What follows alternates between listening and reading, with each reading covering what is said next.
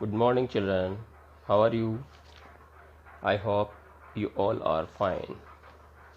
After a long time of COVID 19 and summer vacations, we'll start study now again. You all are the students of class 7th. I am S. P. Mathur. Will teach you social science. I hope you all have purchased the new book because our old book have replaced by a new book Exploring Social Science of T. N. Kundra by Goel Brothers Prakashan. Without a book, you will not be able to understand better. So it is necessary that whenever you will read, there will be a book in front of you. Whenever we will start a lesson, you must have some kind of things like one pencil, one pen, one marker, anything, one thing. With the book, you should keep a register also so that you can complete the written work, means homework, light homework, and get ready to mark or underline important words or sentences between the lesson reading, which will help you in starting or doing something, question answers, finding any kind of other problems which you face. Before starting the lesson, you learn key terms and read the lesson one time, two time, which will be possible for you, but it is compulsory that without reading we will not be able to understand the matter. So if you want to understand well, it is necessary that you have a book also and read it. Okay, now open the book. Lesson number 1 of history. Name, where, when and how. Where कहाँ, when कब, and how कैसे. हर time हम देखते हैं कि जैसे 6th class में पढ़ा, वहाँ भी अलग अलग तरह की चीज़ें हमें देखने को मिली. इसी के साथ साथ अब हम 7th क्लास में आ गए तो वहाँ भी चेंजेस हमें देखने को मिलेंगे. यही वेयर, वैन और हाउ से रिलेटेड है. कहाँ पर, कब और कैसे, क्योंकि हिस्ट्री जो रिलेटेड है वो वेयर से स्टार्ट है और टाइम पीरियड के हिसाब से वहन बताई जाती है. किस तरह से, कहाँ, कैसे, क्या हुआ, ये सब हाउ को हम मेंशन कर सकते हैं. जो टर्म्स यूज़ की हुई है डिस्क्राइब करने के लिए इंडियन सब कॉन्टिनेंट में, आप देखिए स्टार्टिंग में, Indian subcontinent comprising the present 6 countries of Afghanistan, Pakistan, Nepal, India, Bhutan, Bangladesh, in the past known as Bharatvarsh और हिंदुस्तान. ये सारे जो कंट्रीज़ थे, 6 कंट्रीज जो बताए हैं, ये अफगानिस्तान है, पाकिस्तान, नेपाल, इंडिया, भूटान, बांग्लादेश. ये इसी को भारतवर्ष के नाम से या हिंदुस्तान के नाम से जाना जाता था. टाइम पीरियड चेंज होता रहा, बॉर्डर्स वगैरह चेंज होती रही. पुराणों में भी हमें देखने को मिलता है भारतवर्ष के बारे में. और जो नॉर्थन एरियाज़ रहे, ओशंस रहे, इंडियन ओशन वगैरह, साउथ में भी स्नो माउंटेन्स, हिमालय, जिसको कि अलग अलग तरह के चेंज, माउंटेन, हिमालय रेंजेज वगैरह, चेंजेस वगैरह देखने को मिलते हैं. इसके साथ साथ महादेव, मलया, साक्या, सुकीमत, रक्ष, माउंटेन्स जो गोंडवाना है, विंध्य और पेरियात्रा, वेस्टर्न विंध्यास वगैरह, अरावलीज, ये एक प्रकार से डिसेंडेंट्स रहे. ये भारत के नाम से जाने गए. इसी के साथ साथ जो केराट्स जो यहाँ पे रहे ईस्ट में, यौवन ग्रीक में, वेस्टर्न इलाका, पॉपुलेशन जो कंसिस्टिंग करती थी यहाँ पे रहने वाले लोग, उनमें ब्राह्मण, क्षत्रिय, वैश्य और शूद्र, जिनको कि हिंदुओं के नाम से जाना जाता था. एक्चुअल में कास्ट सिस्टम के बारे में आपने पहले पढ़ा होगा. हमारी कास्ट सिस्टम भी अलग अलग हिसाब से यहाँ बांटी हुई थी और वो 4 मेन कास्ट सिस्टम जो हमारे हिंदू रीति रिवाजों के हिसाब से चलती आ रही है, वैदिक काल से ही ये स्थापित की हुई थी और इसी के हिसाब से यहाँ एस्टेब्लिश की गई थी. डिवाइडेशन जो 4 भागों में किया गया था, ब्राह्मण, क्षत्रिय, वैश्य और शूद्र. ब्राह्मण वही लोग हुआ करते थे जो कि धार्मिक कर्मकांड, पूजा पाठ, मंत्रोच्चारण, धार्मिक कार्यक्रम, है ना, शादी ब्याह समारोह वगैरह जो करते हैं वो ब्राह्मणों का काम हुआ करता था। क्षत्रिय वर्ग राजसी काम करने वाले, राज्य से संबंधित, युद्ध कौशल में निपुण, इस तरह के क्षत्रिय कहलाते थे। वैश्य वर्ग लेन देन से संबंधित हुआ करते थे, स्पेशली वो लोग जो कि एक प्रकार से लेन देन का काम करने वाले, हम उनको महाजन कह सकते हैं, या एक प्रकार से जो काम हमारे सामानों की पूर्ति करने के लिए वैश्य समुदाय इसमें था। उसके बाद चौथा जो वर्ग था वो शूद्र वर्ग कहलाता था, और शूद्र वर्ग जो भी गंदगी साफ सफाई का काम शूद्र लोगों का ही किया जाता था, इन्हीं के द्वारा साफ सफाई का काम, और ये इनका निवास स्थान भी शहर के बाहर ही रखा जाता था।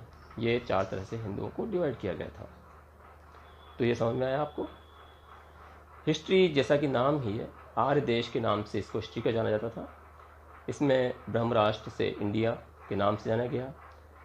आर्यव्रत जो कि दूसरा एंशियंट नेम रहा, टाइम जो पतंजलि के टाइम से लेकर नॉर्थन पार्ट जो इंडिया में इसका नाम पड़ा, हिमालय और पेरियात्रा के नाम से वेस्टर्न विंध्या का इलाका था, इसको जाना गया।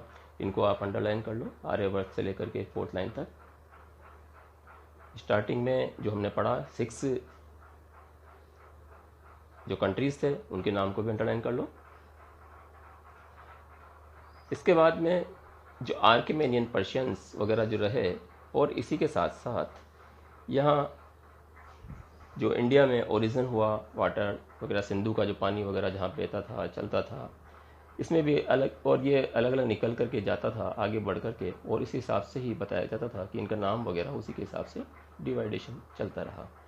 यहाँ जो नाम जो दिए गए उसमें जैन अवस्था जो सेक्रेड बुक थी पारसीज की, अंडरलाइन करो इसे, जिसका कि सप्त सिंधु के नाम से इसको जाना जाता था, और ये एक प्रकार से रेफ़र की गई थी जो इसकी अक्सर रीजन्स जो 7 रिवर्स के नाम से, नाम ही 7 नदियों के हिसाब से जाना जाता था।